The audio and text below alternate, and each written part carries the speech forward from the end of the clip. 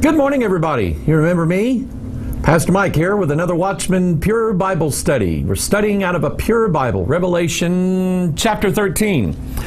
The dragon, who John sees the beast rising up out of the sea. He starts to describe him.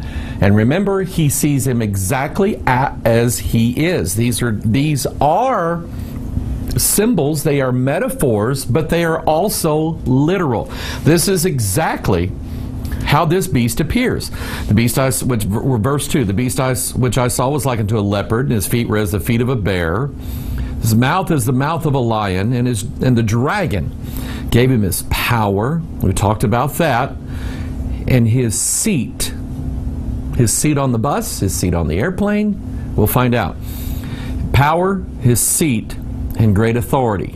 Notice he gives him three things. Think of lust of the flesh, lust of the eyes, pride of life. When you see that number 3 there, you say, well, isn't that the Godhead, Father, Word, Holy Ghost? Yes, but we turn it upside down. And remember God giving His Son Jesus power to rule over everything by way of the book that He had in His right hand that was sealed with 7 seals. And so the dragon is doing this with the beast, the Antichrist. He's giving him his power, the power of his words, his seat, which is his throne, his dominion, and great authority. And those two sort of go along together. Let's look at one of the places, I think there's a few places in the Bible that actually refer to the devil, Satan, the dragon, sitting on a throne or sitting in a seat of authority. We go back to Revelation chapter 2, verse 12. We have, and to the angel of the church at Pergamos, and many of you have, when we were talking about this, months ago, you were sending me pictures. I think there's a museum in Berlin that has a reconstruction of this temple and this altar to Zeus, who is the chief of the gods. It's saying that was a reference to what we see here. And then also in Pergamos, there was another temple called the Temple of Serapis. And Serapis basically is a serpent. So, and that was an Egyptian temple inside of Pergamos. So whether you're dealing with Zeus or whether you're dealing with the serpent, either way, you're dealing with the same thing, the same issue. And there's something that Revelation 2 brings alongside this concept of where Satan holds authority at. And I'm going to show you this. Revelation chapter 2, verse 12, and to the angel of the church in Pergamos write, these things saith he which hath the sharp sword with 2 edges. I love my Bible that has the Old Testament edge and the New Testament edge. I love it. Okay, that's what I think that is. I know thy works, and where thou dwellest, even where Satan's seat is. And thou holdest fast my name, and hast not denied my faith, even in those days wherein Antipas was my faithful martyr, who was slain among you, where Satan dwelleth. A couple things here I want to look at. Number one, Antipas was historically, they say that Antipas was he was ordained by John himself and was given the bishopric over Pergamos. He was the bishop of that particular church.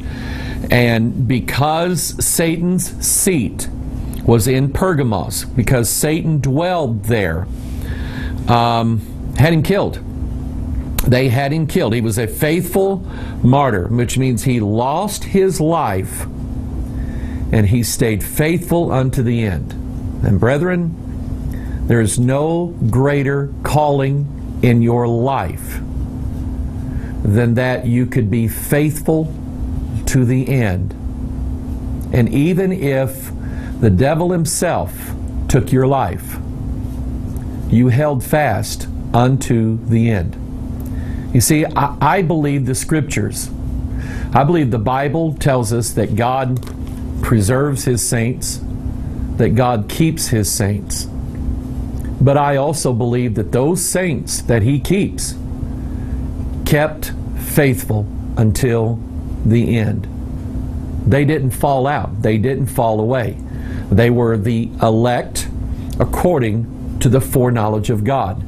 God knew that these would not fall away, that they would not step away from the faith. God knew that, and that's why He elected them. I believe that's what the Scripture teaches concerning election, concerning predestination, and concerning the foreknowledge of God. God's election and our choice do not contradict one another. They abide together. Can two walk together except they be agreed? God's election, God's predestination, God's sealing is based upon His foreknowledge of our choice, our life choice, whom we're going to serve. But as for me and my house, we will serve the Lord. Okay? So that's what I see in the Scriptures. It's not one or the other. It's both of them, and they're not contradictory to one another. And so Antipas was a faithful martyr. He died abiding in the faith of Jesus Christ. I'll see him there one of these days. I'll see him in heaven. But I want you to notice that they are dwelling in a city where Satan's seat is, where he himself dwells. Now, I believe, according to Scripture, that devils are territorial. I believe that. I believe when you look in the book of Daniel, you will see the prince of the people of Persia. That's a principality, an evil spirit that abides in Persia and rules over the people of Persia. I believe that Israel has an angel abiding with them. It's Michael, the prince of the people of Israel. When I gave this illustration last Sunday in the Sunday morning service. I was giving my testimony of what I experienced in Migori, Kenya. We noticed that there was about 3 Muslim mosques in that city, at least 3 that we could count. And the hotel where we were staying, there was one just about a block away. 6 a stinking clock in the morning, you hear the you call to prayer. Oh, that aggravated me. And we kept praying that the electricity is prone to go out in places in Kenya. We kept praying that electricity would go out about the time they had to call to prayer. But anyway, upon looking at these mosques that were built over there, we saw them in Kilimambogo, where we ministered first, in Tala, Kenya, and then we saw them in Migori. And these mosques have the 4 minarets, the 4 little towers, and they're crooked to the road, which means they're not lined up with the road like the rest of the buildings are. They're lined up to face Mecca. That is geomancy. It's the idea that you put something in a place, in a specific place in the earth, oriented in a specific way, looking in a specific direction, and blah, blah, blah. And then the gods will be pleased with what you're doing. These mosques with these 4 towers on there, those 4 towers represent earth, wind, fire, and water, the 4 elements of witchcraft. They represent the 4 cardinal points. They represent the 4 seasons, the 4 unholy days in witchcraft and in paganism. They represent principalities, powers, rulers of darkness, and spiritual wickedness in high places. And there was 3 of them in this town. And the first Monday night that we were there, there was such they were there again, dealing with me. There was such a heavy, oppressive spirit on me that Monday, and they were demanding that I leave. And this happened again. This happened in 2011, the first night I got to Kenya. And it was absolutely driving me. Were it not for Brother Mike Hutzel and his son Brent praying for me, and me finally just saying, I need to pray. I was looking for a plane ride back home that night. They attacked my weakness. They went after me. I told the Hutzels, I said, this is what they do every time I come here. You now see one of my weaknesses. I can't help it. You guys just pray for me. And I had decided that I was going to stay there, but I wasn't going to preach. I was going to stay in bed all day. And so the next morning, got up and got dressed, and we all went down for breakfast. And I'm not feeling good. My bones are hurting. I have that heavy spirit on me, and I'm just deciding that when I get done eating breakfast, I'm going to go back up to the room and those guys can go preach. At the exact time that we stood up to leave to go get in the car, I decided right then to go ahead and go. At that exact time, 9,000 miles away, God woke my wife up, 1 o'clock in the morning, 10 to 1, something like that. God woke my wife up. She sat up straight out of bed. And the Holy Ghost said, pray for your husband. And she did. She didn't know why. So God let me get in the van. And we made our way south through town, and then there's an old country road. A lot of you in America remember the old country roads. They're still all over the place in Kenya. They call them highways. We went down this old country road about, 7 or 8 miles to the church. We were preaching way out in the country, almost in Tanzania. And about halfway down that road, I realized that I didn't feel that way anymore. And I looked back at Mike Hutzel and I said, do you believe that devils are territorial? And he said, yeah. I said, I'm out of their territory. I said, I don't feel that way anymore. I feel like preaching. And that day, I got up and I preached to these people who are just nothing but country Christians, that their body is the temple based on Revelation chapter 4 and all the things that pertain to our body. You've seen me do that before. And they were beside themselves. They were so filled with joy over that because they'd never heard that before. And there was, praising God and worshiping God, and it was just amazing. And what I'm seeing here is, if there is a place where a devil dwells, there is going to be oppression on that saint. Whatever saints are there, they're going to go after you. And I want you to notice something. Those of you who believe and say that you can have power over all the power of the enemy, you can just command them and they'll go. Antipas got killed by them. Antipas got killed. God lets some of us die. God will let some people die a faithful martyr. That's not defeat. No, it's not. That's victory. So you just remember that. But here's what I'm looking at here.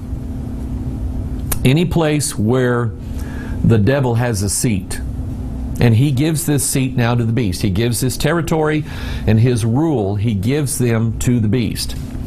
Any place where he has rule and authority, Christians are going to die. That's exactly how it works. So you just kind of ponder that, all right? In Ezekiel chapter 8, we have God showing Ezekiel the seat of jealousy that's inside the temple. And guess where it is? It's up toward the north. All right? That's where Draco, the dragon constellation, is. He circles around the North Star, Polaris. And it's up toward the north. You read Jeremiah enough, you'll get it. You read Joel, you'll find out that the army that comes to invade the earth is the northern army. So look at this. Then I beheld, and lo, a likeness as the appearance of fire, from the appearance of his loins even downward, fire. And from his loins even upward as the appearance of brightness, as the color of amber. And he put forth the form of an hand, and took me by a lock of mine head. And the Spirit lifted me up between earth and the heaven, and brought me in the visions of God to Jerusalem, to the door of the inner gate that looketh toward the north. There it is right there. Where does St. Nick come from? Where was the seat of the image of jealousy, which provoketh to jealousy. You know what makes God jealous? Thou shalt have no other gods before me. And if you go study this out, you go back to Ezekiel chapter 1, where is God's throne coming from? It's coming from the north. So what is here? Here is they have a seat, an image of jealousy before the throne of God. Thou shalt have no other gods before me. It literally means that. All right? So they put the seed of jealousy before God. The seed of the image of jealousy, which provoketh to jealousy. And behold, the glory of the God of Israel was there, according to the vision that I saw on the plain. Then said he unto me, Son of man, lift up thine eyes now the way toward the north. So I lifted up mine eyes the way toward the north. Behold, northward at the gate of the altar, this image of jealousy in the entry. There's all sorts of things in the Bible about the north. There's all sorts of things in the occult realm concerning the north. Look at the UN logo, the United Nations logo. Look at that and you'll see that the center point is at the North Pole. It's done that way for a reason. All right? Then we look over in Ezekiel 28. The word of the Lord came again unto me. This is verse 1. The word of the Lord came again unto me, saying, Son of man, say unto the prince of Tyrus. Here it is, right here, prince.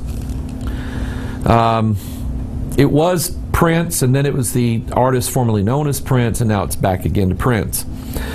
Say unto the prince of Tyrus.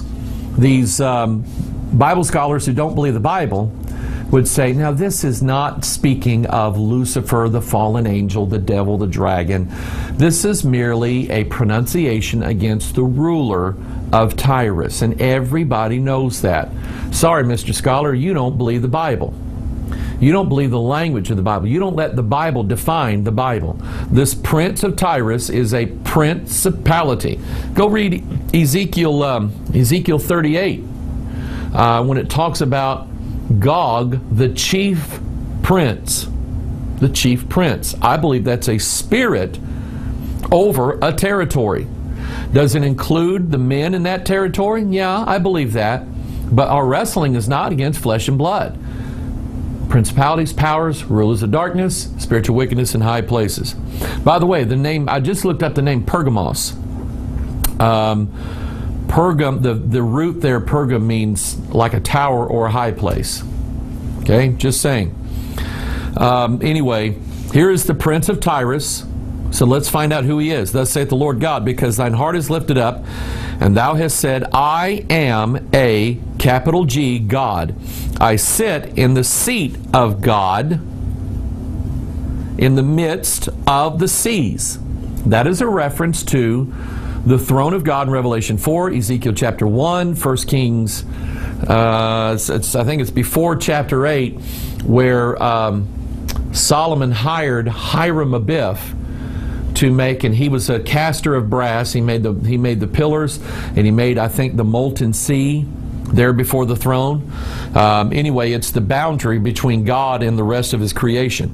In the midst of the seas, yet thou art a man, and not God, though thou set thine heart as the heart of God. What does that sound like? 2 Thessalonians 2, and I don't even have that in my notes. But that's exactly a match to 2 Thessalonians 2. We have two matches right there, okay? So think of the seat of the devil. Where is it? It's here. The heart, which is the throne it's the throne, and it's carried by the four living creatures. That's the four chambers, and it's surrounded by an ocean. That's called the pericardium. It's full of seawater. The real temple, the real seat that the dragon gives to this beast, I believe, is the soul of humanity, the soul of man, his heart. It's like the ultimate form of possession. All right? Anyway, he says, I'm a God, I sit in the seat of God. And I want you to notice that. Who owned the seat? God did. Whose seat is it? God's. In 2 Thessalonians 2, whose temple was it? God's. What's he doing there? He stole it from God. He took it. Just like, so I think this throne, I think this seat of authority, and just kind of hear me out on this, okay, and ponder this. I think that the beast rules and reigns from inside the heart of mankind, just like Christ is us. So think about those of you who live out in Montana. You live out 150 miles away from everybody. And you say, well, I don't care what them idiots in Congress do. I'm out here in the middle of nowhere. I'll just do my own thing. Okay? So what if they put some dude on a chair in Jerusalem? What's that got to do with you? Probably nothing. You probably get by. Just live your own life. Just kind of sequester yourself away. Get down in your bunker for however long you think it's going to last. I don't think it's going to happen that way. I think literally he's going to rule from the stolen throne. Is there a picture of that in the Bible? Well, you know what? I'm glad you asked, because there just happens to be a couple of them. Adonijah. Adonijah. You know who he was? Son of David. Just like Absalom, just like Shlomo or Solomon. Adonijah was the son of David. But he wasn't the son who was supposed to inherit the throne. That was for Solomon. But Adonijah decided, well, let's read it. 1 Kings chapter 1, verse 5. Then Adonijah the son of Haggith exalted himself, there it is right there, saying, I will be king. And he prepared him chariots and horsemen and 50 men, think about that, to run before him. 50, the number 50, Pentecost. The number of prophets that saw Elijah taken up into heaven. The fifth trumpet sounding. And the release of these devils. And they had a king over them, the king of the bottomless pit. So he had 50 men to run before him, and his father had not displeased him at any time in saying, Why hast thou done so? He was also a very goodly man, and his mother bare him after Absalom. Then he conferred with Joab the son of Zeruiah, and with Abiathar the priest, and they following Adonijah helped him. But Zadok the priest, and Benaiah the son of Jehoiada, who was one of David's mighty men, and Nathan the prophet, and Shimei and Rei, and the mighty men which belonged to David, were not with Adonijah. They supported their pastor. They supported their shepherd. They stood with him. They didn't leave him. And Adonijah slew sheep and oxen and fat cattle by the stone of Zoheleth, which is by En-rogel, and called all his brethren the king's sons, and all the men of Judah the king's servants. But Nathan the prophet and Benaiah and the mighty men and Solomon his brother he called not. So, and you study the rest of this out, and you'll find out that Adonijah was basically going to, he knew Daddy was pretty far gone. He knew also that they had brought in a young maiden that they were going to give to David in marriage, although she never knew him. Her job was to lay in bed with him and hold him and keep him warm. Okay? And I think that it's Adonijah who later on, once David dies, he asks Bathsheba to ask Solomon, can I have her? Can I have her to be my wife? It made Solomon mad. He had him killed.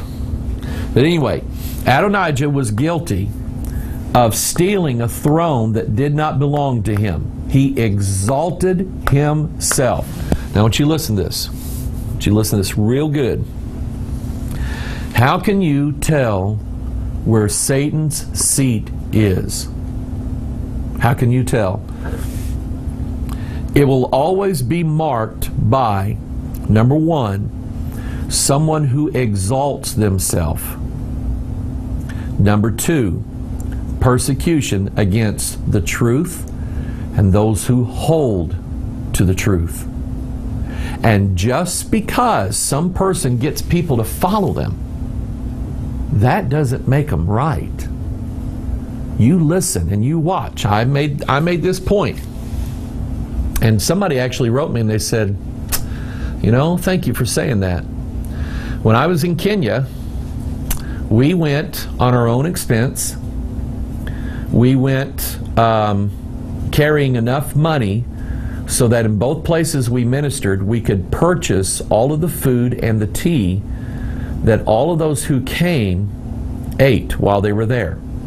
That's what I'm not bragging. I'm showing you a contrast here. Okay, I mean that's just how it is in Kenya. If you call for a meeting, they expect you to feed them. Okay, it's kind of like homecoming. When you come to homecoming, you're going, "Where's our pulled pork?" Okay, but we went over there and did the meetings, and we fed everybody while we were there. Of Creflo, the money dollar, Creflo, the mighty dollar, goes over there in his private jet, lands, gets in the shielded limousine. It drives him to the most expensive hotel in Nairobi, 5-star hotel. He's in that lap of luxury in there. He's going to have meetings with the select few. And why do I call them the select few? It's the select few who could afford $120 for the plate of food that they were going to eat. They had to pay the $120 for the plate of food that they were going to eat so they can have a chance to hear the exalted Creflo, the mighty dollar. Just a contrast. He exalts himself. He puts himself as some big thing out there. And if you happen to be one of the exalted pastors or leaders in Kenya that actually afford a plate dinner such as that, why, you could go and be seen with the exalted Creflo, the mighty dollar. Just a contrast, okay? So any place where Satan's seat is, it's a stolen seat, it's a self-exalting seat, and it's a persecuting seat. The truth is going to be killed, and anybody who carries the truth is going to be persecuted, driven out, or killed one way or the other. And I like what Jesus says. I know he's got a few things against them back in Revelation 2, but he starts out commending them, and he says, I want to commend you because, number one, you held fast my name, and you have not denied my faith. Even when you watched your bishop slaughtered, you kept on. And I commend you for that. Folks, I don't know what's going to happen. I fear that some bad, terrible things could happen in this world, even in the United States of America. I fear that. I know what Muslims around the world are doing to Christians. I know what they're doing. And I'm just telling you, see, the Muslims, you know what their goal is? Exalt themselves, steal the throne of America, and kill the truth. That's what they're trying to do. Are they the tool of some greater power? Oh, I'm sure they are. But that's where we start. All right? But anyway, it's a stolen throne. Does not belong to who they set it before. Now let's look at this. Isaiah 14. Here it is. In so many words, this is what we're going to see. Isaiah 14:12. How art thou fallen from heaven, O Lucifer, son of the morning? How art thou cut down to the ground, which didst weaken the nations? For thou hast said in thine heart, I will ascend into heaven. I will exalt my throne above the stars of God, the stars of the angels. Okay? Then he said, I will sit also upon the mount of the, here it is, congregation. Congregation is a word in the Bible for the gathering of the church, the gathering of God's people. The mount, I will sit also upon the mount of the congregation. Look at here, in the sides of the north. Where did Ezekiel see that seed of image, that seed of the image of jealousy? Where did he see it? The sides of the north. God showed it to him. He said, you know what? I'm going to bust these people up for that. Now I got something worse to show you, but that's where we're going to start right here. This is what's on the outside. This is the problem. And so I believe the devil wants to sit on the seat of Bethel Church. I believe it. I believe he wants to sit in the seat of authority over the Southern Baptist denomination. Don't you? The Free Will Baptist denomination. The Independent Baptist denomination. We're not a denomination. Oh, okay. The General Baptist, the Nazarene, the Pentecostal, United Pentecostal, Foursquare Holiness, the Full Gospel people, the Word Faith people. He wants to sit wherever God may be ruling over His people He wants to steal that throne for himself. I will sit also upon the mount of the congregation in the sides of the north. I'm going to rule over the churches. They're going to be mine. I'm going to take them. I'm going to take the throne that rules over them. I've had it happen here many times. It'll probably happen again, where the devil will try to take God's authority out of this church. It's always going to be a fight. Now we have actually an actual picture, a photograph of this taking place. God took a picture and put it in your Bible of what it's going to look like when He steals the throne and gives it to His hybrid beast man. Are you checking it out? 1 Samuel chapter 5. The Philistines had already taken the Ark of the Covenant as per whose instructions? Who do you think? I want that throne. So it says in verse 1, this is what they did with it. They didn't say, look at the gold on that thing, man, let's melt that down. Okay, they didn't do that.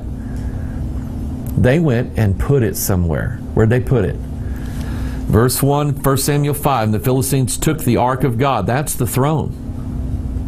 It's God's mercy seat. Whew. Think about it.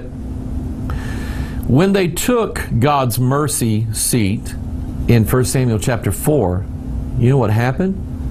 There was a falling backward, and a man of sin was revealed. Go study it. Eli falls backward, and Ichabod is born. That means the glory's departed. It's right there. The Philistines took the ark of God and brought it from Ebenezer unto Ashdod. And when the Philistines took the ark of God, they brought it unto the house of Dagon. Dagon, half man, half beast. He's like the Little Mermaid. It's like the merman. Okay? He's half man, half fish, beast. The Merovingian kings based their line of succession and their right to rule upon King Merove, who legend has it was actually birthed by a Leviathan and a human woman. Was it true? Don't know. I wasn't there. But when you hear them talking about this sacred bloodline and the Merovingian dynasty and the Holy Grail, that's what it's a reference to. It's not a reference to Jesus at all. It's a reference to Leviathan giving birth to a human child through a human woman, just like you see in Genesis chapter 6. Well, that's who Dagon is. That which was is that which shall be. There's no new thing under the sun. So what did they do? Here we have the Philistines giving the half-human, half-beast God the throne. Right there, it's just like it says in Revelation 13. Brought it into the house of Dagon and set it by Dagon. And when they of Ashdod arose early on the morrow, behold, Dagon was fallen upon his face to the earth before the ark of the Lord. Oh, I got to worship God. That's what Dagon's saying. Okay, he's probably like doing this. Okay, you know, as above, so below, like Baphomet. He's probably doing that, and he's like, I got to fall before God. Okay, because I'm telling you, every knee shall bow and every tongue shall confess that Jesus Christ is Lord. And I want to tell you something. I want to be standing there. In fact, I will. I'll be standing on the back of the serpent while he gives obeisance to my Lord Jesus Christ. I'll be on his neck. I love it. So Dagon was fallen upon his face to the earth before the ark of the Lord, and they took Dagon and set him in his place again. When they arose early on the morning, behold, Dagon was fallen upon his face to the ground before the ark of the Lord. And the head of Dagon and both the palms of his hands were cut off upon the threshold. It's possible. I can't say, yep, this is it. Because remember, iron and clay won't hold together. That when the stone cup without hands hits it, it just falls all to pieces. This is what I think this is. I think this is iron and clay, the spiritual world and the physical world not being able to stay together. It's possible, I can't say for sure, but Dagon was fallen upon his face to the ground before the ark of the Lord twice. And think about Christ. He comes the first time. He defeats all the power of his enemy the first time. And so what does the Illuminati do? They set that false image back up again. They start setting up a fake, phony religion again to replace Bible Christianity pretty much as soon as Christ dies on the cross, because within 300 years of Christ's death and the early growth of the church, Constantine of Rome becomes Il Papa, becomes the first pope, and he starts his own new universal Catholic religion. And they set Dagon right back up again. If you don't believe that, go check out the Dagon headdress that the priests wore versus the bishop's mitre that they wear. It's the same thing. They're setting back up again. When Christ comes the second time, when he falls this time, never gets back up again. He's broken. He's destroyed. He's fallen his face to the ground before the ark of the Lord, and the head of Dagon and both palms of his hands were cut off upon the threshold. Only the stump of Dagon was left to him.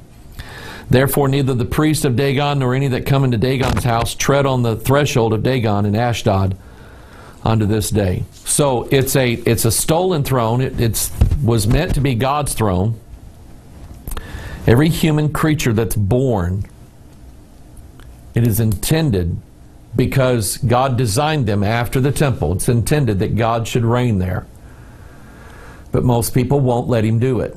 They let the thief come in and steal God's throne, and that brings about their demise and their destruction. Any place that throne is, there's going to be a self-exaltation of the one who sits on it.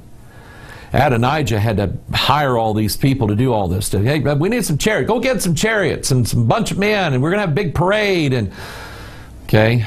Meanwhile, Nathan the prophet took oil and poured it upon Solomon's head and said, Solomon, you're the king. Don't worry about Adonijah. Don't worry about what's going on outside. You're the king. God said so. And God will exalt you in due season. So it's a self-exalting throne. It is a stolen throne. It is a throne that will always try to destroy the truth and those who carry the truth. So you ponder that, you keep that in mind. That's the seat that he's going to give. And you see the picture of it in 1 Samuel 5. That's the seat that the Antichrist is going to get. It's a stolen throne. He's going to give him great authority. All right, we'll move on from this next week. Study some more things. You know, there was a thought I had just before I started recording. But there's a concept here in Revelation chapter 2, verse 13, where it says, Antipas, my faithful martyr, who was slain among you, where Satan dwelleth. That was a word that I didn't really pick up on when I was putting my notes together. But it would be an interesting study. If you look at Revelation 2, 12 and 13, you see, I know thy works, where thou dwellest is where Satan dwelleth. And you know, I've looked at places where Satan's seat is, where he sits, and you know, all things related to that. But you might look in the scriptures about where, in fact, I've got one. I do remember turning to this one. So you'll know where I'm going with this. Revelation 18:2, and he cried mightily with a strong voice, saying, Babylon the great is fallen, twice, just like Dagon, and has become the habitation of devils. That's where they dwell. And the hold of every foul spirit, and a cage of every unclean and hateful bird. All right, so we have, it's become the habitation of devils, the hold of every foul spirit, the cage of every unclean and hateful bird. Isn't that neat? Okay. But anyway, Babylon is a place where Satan dwelleth. So if you can identify Babylon in a church, in your life,